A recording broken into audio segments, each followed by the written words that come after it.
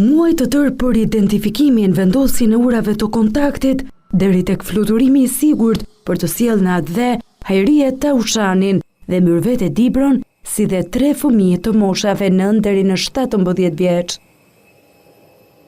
Ministri i Brendshëm Besfor Lamallari thotë se u deshën të paktën 8 muaj për operacionin e vështirë të riadhesimit. Këtë operacion kemi rreth 8 muaj që kemi angazhuar si strukturat e Ministrisë së Jashtme në bashkëpunim me partnerët tanë strategjik, po ashtu edhe në bashkëpunim me autoritetet siriane, por edhe strukturat e Ministrisë së Brendshme antiterrori e tjerë, për të bërë të mundur komunikimin me ta, koordinimin, rakordimin, marrjen e dakordësisë për të ardhur këtu. Ministri shpjegon se pas suksesit të riadhesimeve fshihen përpjekje të mëdha për të larguar nga zonat e rrezikut shtetasit shqiptar. Kushtet në të cilat gjenden këto kampe, sigurisht është shumë e vështirë të identifikosh fillimisht këta persona.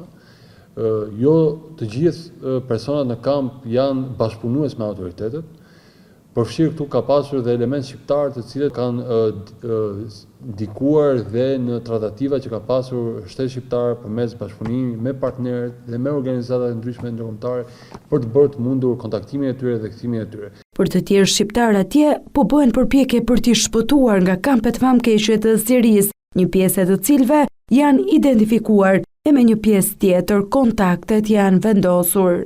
Rreth 1/6 e personave të cilët ne mendojmë që kanë mbetur ende në këto kampe, sigurisht janë të identifikuar nga autoritetet përgjithëse, si strukturat e antiterrorit, si strukturat e sigurisë tërësi, dhe nuk do të rreshtin derisa të bëjmë të mundur dhe rikthimin vullnetar, sigurisht të çdo shtetasi shqiptar që gjenden atje. Ministri thotë se strukturat shtetërore nuk e mbyllin punën e tyre vetëm me riadhesimin, por kujdesen për sigurinë dhe reintegrimin në shoqëri të gjithë atyre që kthehen nga kampet.